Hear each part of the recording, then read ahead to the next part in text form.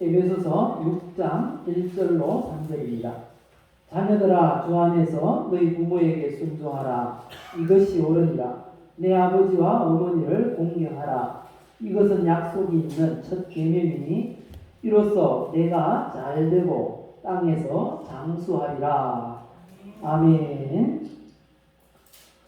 세상에서 태어나서 가장 먼저 배우는 말이 엄마, 아빠라는 말입니다.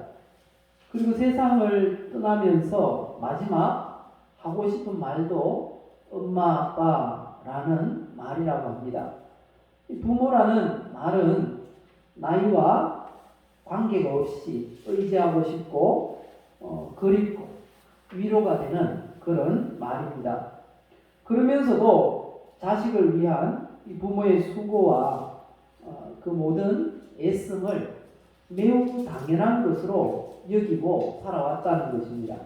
부모는 당연히 자식을 위해 희생해야 하는 것으로 알고 있었다는 겁니다. 그래서 원하는 것을 제대로 들어주지 않으면 신경질도 내고 그렇게 한다는 거죠.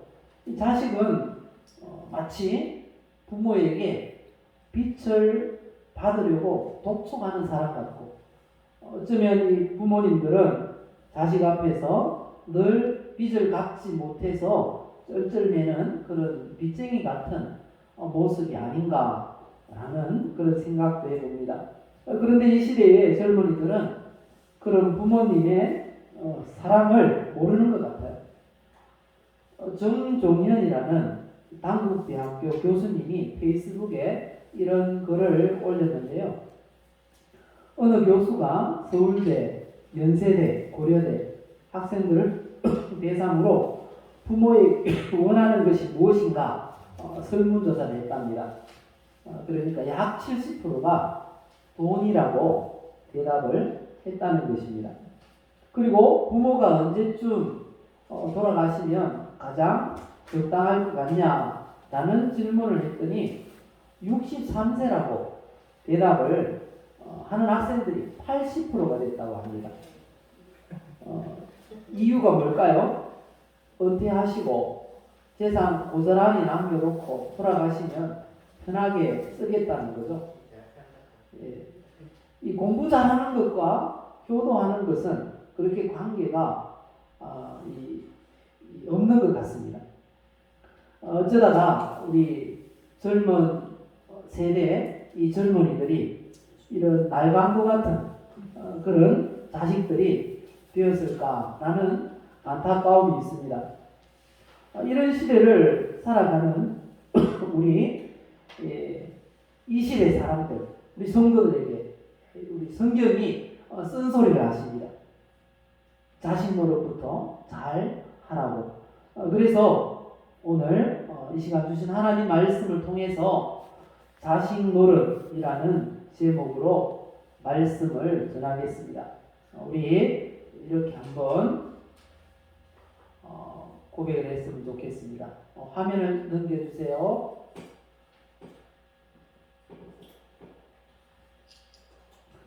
이렇게 고백합시다. 나는 하나님의 사랑을 받고 있습니다. 하나님은 나를 치료하십니다. 하나님은 나에게 복을 주십니다. 하나님 자식 노릇 잘하도록 도와주세요.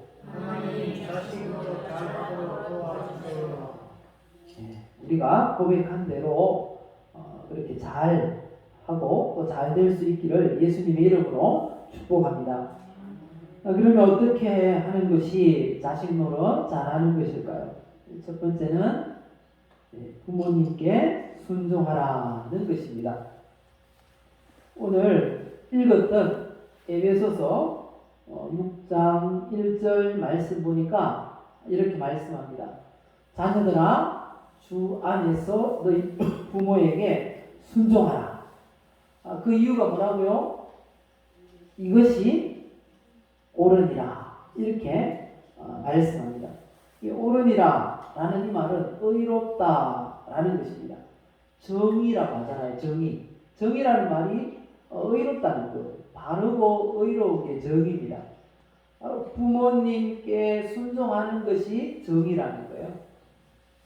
그래서 존 칼빈은 우리 장로교를 이렇게 설립한 분이잖아요. 그분은 이 단어를 성경적이다 이렇게 해석을 했습니다. 그리고 이 장로교하고는 정반대로 이 칼빈주의자하고 정반대로 자유주의 신학을 하는 칼 마르트라는 사람이 있어요. 20세기 최고의 자유주의 신학자인데 이 사람도 이 부분에 대해서는 이렇게 말해요. 창조의 질서다. 부모님께 순종하는 게 옳다라는 이 부분을 부모님께 순종하는 것은 창조의 질서다 이렇게 말을 했다는 것입니다. 이 신학 노선을 초월해서 부모님께 효도하는 건 매우 옳은 일이고 당연한 일이다 라고 보고 있다는 것입니다. 그래서 성경도 부모님께 효도하라는 이 말씀을 얼마나 강조하시는지 모릅니다. 근데 그 효도의 가장 중요한 첫 번째 요소가 순종임을 말씀합니다. 골로새서 3장 20절에도 이렇게 말씀합니다. 자녀들아 모든 일에 부모에게 순종하라. 왜요? 이는 주 안에서 기쁘게 하는 것이라. 부모님께 순종하는 것이 하나님을 기쁘시게 하는 일임을 말씀하고 있는 것입니다. 그럼 이 순종이란 무슨 의미일까요? 순종. 원어의 의미를 보면 잘 듣는다라는 게 순종입니다. 그리고 듣는데 어디에서 듣는가? 그 위치에 있어서는 아래에서 듣는다라는 의미라는 것입니다. 그리고 대부분 이 부모님이 말씀하실 때 자녀들이 어떻게 들을까요? 우리 자녀들 어떻게 듣습니까? 부모님 말씀하시면 또 잔소리 하시네 이렇게 듣는다는 거예요. 예, 했던 말 또 하니까. 그런데 왜 했던 말 또 하실까요? 안 들으니까. 예, 안 들으니까. 그리고 또 하나는 그게 중요하니까. 성경에도 반복은 중요를 의미합니다. 부모님이 했던 말 또 하시는 건 잔소리로 느끼지만 중요하니까 똑같은 말을 하신다라는 것입니다. 그래서 어쩌면 잔소리가 아니고 부모님의 하신 말씀 또 하시는 건 굵은 소리다 이렇게 볼 수도 있겠어요. 앞으로 부모님이 했던 말씀 또 하시면 어떻게 들으라고요? 예, 굵은 소리로 그렇게 들으시기 바랍니다. 부모님께 순종하는 것이 바로 자녀 노릇하는 것입니다. 예수님도 이 순종에 대해서 이렇게 비유를 들면서 이게 순종이야 라고 말씀하신 부분이 있어요. 그게 뭔가 하면 이렇게 비유를 말씀하셨는데 마태복음 21장에 보면 어떤 사람에게 두 아들이 있는데 아버지가 맏아들에게 이렇게 말씀했습니다. 포도원에 가서 일 좀 해라. 그러니까 큰아들이 예! 하고는 안 갔습니다. 그리고 이제 그 부모님이 둘째 아들에게 그렇게 이야기했습니다. 얘야, 포도원에 가서 일 좀 해라. 둘째 아들이 싫어요. 그랬어요. 그런데 뉘우치고 가서 일을 했습니다. 두 사람 중에 누가 순종한 사람이겠느냐? 라고 물었습니다. 누가 순종한 사람일까요? 예, 둘째 아들이 순종한 사람이죠. 그런데 진짜 순종은 예! 대답도 하고 가서 행동으로 옮기는 것이 순종임을 우리에게 교훈하고 있습니다. 부모님께 순종함으로 자식 노릇 하는 우리 성도님들 다 되시기를, 우리 자녀들 되시기를 예수님의 이름으로 축복합니다. 두 번째는 어떻게 하는 것이 자식 노릇이라고 하십니까? 부모님을 공경하라 라는 것입니다. 오늘 본문 2절 3절에 말씀합니다. 한번 읽어보실까요? 내 아버지와 어머니를 공경하라. 이것은 약속이 있는 첫 계명이니 이로써 내가 잘되고 땅에서 장수하리라. 내 부모님께 공경하라 이렇게 하지 않고 내 아버지와 어머니를 공경하라 이렇게 말씀하세요. 이건 또 다른 의미가 있는 것 같아요. 얼마 전에 이제 노회 임원들이 모였는데 이제 그런 이야기가 나왔습니다. 자녀들이 용돈을 주는데 이제 과거에는 봉투 한 개에다 그냥 담아서 어머니한테 이렇게 대부분 드렸답니다. 그렇게 하니까 나중에 이제 그 어머니가 돌아가시고 나서 이제 그 장로님이 부모님 남아 계신 그 아버지한테 용돈을 드리니까 아이고야 네가 어떻게 용돈을 다 주냐 그러더래요. 지금까지 계속 들었는데 그게 다 어디 갔을까요? 예. 그렇게 되더라는 겁니다. 그리고 또 대부분 용돈을 주면 또 어머니 포켓으로 들어가시고 그 다음에 이제 보통 누구를 더 어렵게 생각할까요? 아버지나 어머니 중에 자녀들이 대부분 아버지를 더 어렵게 생각한다는 거죠. 그래서 대체로 어머니를 약간 가볍게 여기는 경우가 있다는 거죠. 그래서 성경은 내 아버지와 어머니를 그렇게 공경하라 라고 말씀하고 있다는 것입니다. 자녀들은 또 부모님 용돈 챙길 때 어떻게 하라고요? 각자 챙겨. 예, 아버지가 큰 소리로 말씀하시네요. 예, 각각 그렇게 챙기라고 성경이 말씀하고 있는 겁니다. 어쨌든지 이렇게 부모님을 공경하라. 이것이 자신 노릇이다 라고 성경이 말씀하고 있습니다. 왜 그렇게 공경하라고 하신다고요? 이유가 있어요. 내가 땅에서 장수하리라. 그게 뭔가 하면 하나님의 약속이라는 겁니다. 이 땅에서 부모님께 효도하면 하나님께서 복 주시겠다고 약속을 해 놓으셨다는 거예요. 그 약속이 뭐라고요? 네가 잘되고 땅에서 장수하리라 라는 복의 약속임을 말씀하고 있습니다. 신명기 5장 16절 그게 말씀인데요. 약속이 있는 첫 계명이기 때문에 공경하라 라고 말씀한다는 거죠. 그럼 그 약속이 뭔가? 바로 잘되고 땅에서 장수하는 것인데 신명기 5장 16절 말씀이라는 겁니다. 너는 내 하나님 여호와께서 명령한 대로 내 부모를 공경하라. 그리하면 내 하나님 여호와가 내게 준 땅에서 내 생명이 길고 복을 누리리라. 오늘 이 약속에 그 복의 약속을 받기 원하신다면 부모님을 공경하라 라고 말씀드려요. 근데 약속이 있다는 건 굉장히 무거운 말씀입니다. 왜냐하면 약속은 지켜도 되고 지키지 않아도 되는 것입니까? 꼭 지켜야 하는 것입니다. 그게 약속이라는 거죠. 왜냐하면 나 혼자 한 약속이 아니고 상호간의 약속이기 때문에 꼭 지켜야 한다는 거죠. 그래서 이 약속이 있다는 말은 두 가지 의미가 있는 것입니다.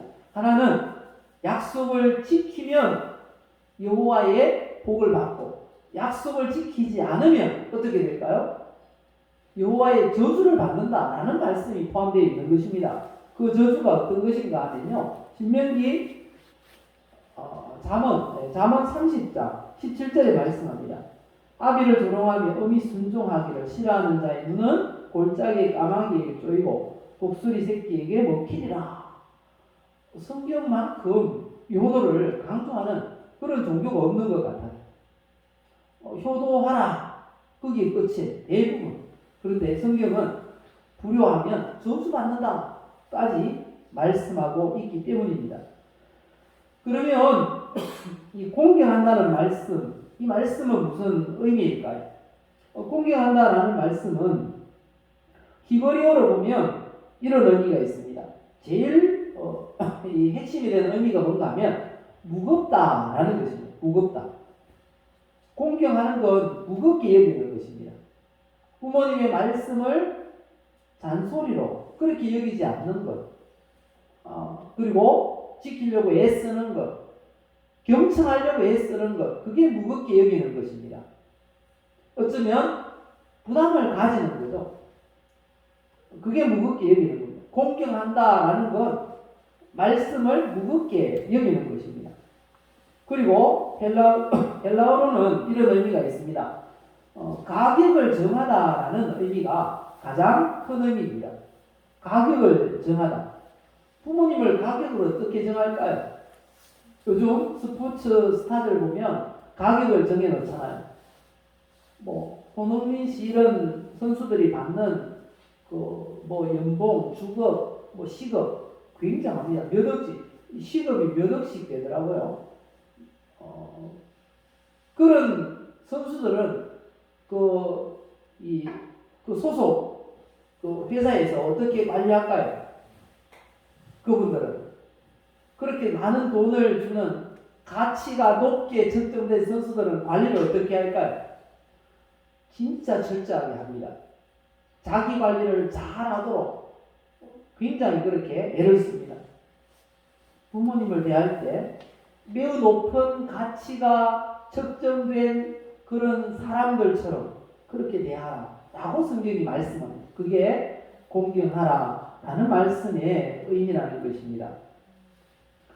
사랑하는 우리 자녀 세대 여러분, 우리 부모님을 공경하시기 바랍니다. 무겁게 여기시고 그리고 가치를 정해서 아주 높은 가치를 매겨서 그렇게 대우하라라고 말씀하고 있는 것입니다. 나이가 들면 세 가지가 없어진다고 합니다. 먼저 건강이 없어진다고 합니다. 그리고 두 번째는 돈이 없어진다고 합니다. 그리고 세 번째는 친구가 없어진다고 합니다. 부모님을 공경한다, 그리고 순종한다 라는 이 모든 말을 합쳐서 효도라고 할 수 있겠는데요. 효도라고 하면 연세가 들수록 없어지는 그 부분을 이렇게 도와드리는 것, 그게 효도라는 거죠. 건강이 없어지니까 부모님의 돌봄이 필요할 수 있다는 것입니다. 자녀들이 자주 방문해서 돌보아드리는 것 필요할 것 같습니다. 그리고 돈이 주머니가 점점 얇아진다는 거죠. 그래서 용돈도 자녀들이 같이 모아서 드리는 그런 것이 효도라고 할 수 있죠. 마지막으로 친구가 없어지니까 이제 말벗이 되어드리는 것도 효도 중에 아주 좋은 방법이라고 말씀하고 있는 것입니다. 부모를 공경하되 이렇게 공경할 수 있기를 바랍니다. 잠언 23장 22절에 보면 이렇게 말씀합니다. 너를 낳은 아비에게 청종하고 내 늙은 어미를 경히 여기지 말지니라. 오늘 말씀드린 것처럼 이렇게 부모님을 잘 공경해서 하나님의 그 복의 약속을 받아 누리시기를 예수님의 이름으로 축복합니다. 그리고 마지막으로 우리 효도라는 개념은 두 가지는 세상 사람들도 그렇고 다 공통적으로 맞아 그게 효도야 라고 하실 것입니다. 그런데 기독교에서는 한 가지가 더 붙습니다. 한 가지가 더 붙어요. 무엇인가 하면 바로 자식 노릇하는 것. 뭐라고요? 불신 부모님께 복음을 전하라는 것입니다. 이 땅에서 편하게 잘 사시도록 그렇게 효도를 하고 끝을 냈다면 그 효도의 효력은 100년을 넘지 못할 것입니다. 이 땅에서 뿐이에요. 그런데 그 부모님께 복음을 전한다면 이 땅에서도 그렇게 누리다가 천국에 가서 더 풍성한 그런 누림을 가질 것입니다. 그렇게 보면 진짜 효도는 믿지 않는 그런 부모님께 복음을 전하는 것이다 라고 말할 수가 있는 것입니다. 우리 인생은 변하지 않는 세 가지가 있어요. 이런 교도를 내일 하지, 다음에 하지 이렇게 늦추어서는 안 된다는 것입니다. 왜 그런가 하면요, 인생에 일어나는 확실한 세 가지 사실이 있기 때문입니다. 첫 번째는 우리는 언젠가는 세상을 떠납니다. 언젠가는 세상을 떠나요. 다 죽는다는 거죠. 그런데 더 중요한 건 세상을 떠날 때는 순서가 없다라는 것입니다. 자식이 먼저 떠날지 부모가 먼저 떠날지 알 수가 없는 것입니다. 그래서 자꾸 미루면 안 됩니다. 생각날 때 그때 실천을 해야 한다는 거죠. 그리고 중요한 건 죽음 이후에는 영원한 세계가 있다는 것입니다. 그 영원한 세계가 두 가지죠. 천국과 지옥. 이 사실을 우리가 알아야 한다는 것입니다. 어디 가도록 부모님이 이 세상을 떠나실 때 어디 가도록 하는 게 진짜 효도일까요? 지옥에 이 저승사자들 이 마귀가 와가지고 붙잡아가서 지옥에다가 내팽개치는 그런 수모를 당하고 영원한 끝이 없는 그 유황 불못에서 고통을 당하도록 내버려 두는 게 그게 효도일까요? 지금은 싫은 소리 듣고 욕을 먹더라도 안 믿는 부모나 자식이 있다면 어떻게 해야 된다고요? 복음을 전하는 게 효도라는 것입니다. 그리고 자식을 향한 자식 사랑이라는 것입니다. 천국에 가게 되는 사람들, 예수 믿으면 천국에 가는데요. 그 사람들은 돌아가실 때도 얼굴이 다르다는 거예요. 왜냐하면 천사들이 와서 그를 받들어 천국으로 안내하기 때문에 받들어서 사뿐히 그렇게 가뿐히 천국으로 모시고 가기 때문에 다르다는 것입니다. 오랫동안 이 호스피스 사역을 했던 이화여대의 최하수 교수님이 쓴 글에 보면 그런 내용들이 있어요. 돌아가실 때 보니까 아주 이 두 부류로 그렇게 구분이 되더라는 것입니다. 어떤 분들은 잠자듯이 평안하게 눈을 감더라는 거죠. 그리고 어떤 분들은 너무 고통스러워 하더라는 거예요. 몸을 움츠리고 불 끄지고 그렇게 굳어져 가더라는 것입니다. 왜 그럴까? 왜 그럴까? 오랜 기간 연구를 했는데 그 돈 때문도 아니고 건강하다고 그런 것도 아니더라는 거예요. 발견한 게 뭔가 하면 이 종교, 기독교와 다른 종교의 차이라는 겁니다. 예수 믿는 사람들은 천사가 와서 받들고 천국으로 가기 때문에 너무 평안하게 가시더라는 거예요. 근데 예수 믿지 않는 사람들은 저승사자가 데리러 와가지고 억지로 끌고 가기 때문에 안 가려고 막 발버둥을 치다 보니까 그렇게 아주 무서운 모습을 하고 굳어져 가더라는 것입니다. 가장 큰 요도는 바로 예수님 믿도록 복음을 전하는 것이고, 가장 큰 자식 사랑은 예수님 믿고 천국을 유혹으로 받도록 이 땅에 살면서도 하나님의 복을 받도록 하는 게 가장 큰 자식 사랑인 줄 믿습니다. 그래서 에베소서 6장 1절 말씀을 시작하면서 문두에 뭐라고 말씀합니까? 주 안에서 주님 안에서 모든 것이 효도가 될 수 있고, 주님 안에서 모든 것이 자식 사랑이 될 수 있고, 그렇다고 말씀하고 있는 것입니다. 오늘은 어버이 주일입니다. 결론적으로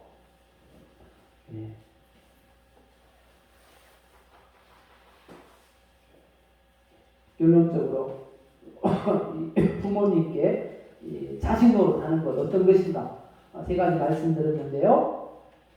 첫 번째가 뭐라고요? 부모님께 순종하라. 두 번째는요, 부모님을 공경하라.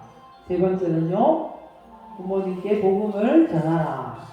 오늘 말씀 꼭 기억하시기 바랍니다. 꼭 기억하시고 우리 자녀들도 그리고 부모님들도 내일 하지 다음으로 미루지 마시고 자식 사랑 그리고 부모 사랑 적극적으로 실천할 수 있기를 예수님의 이름으로 축복합니다.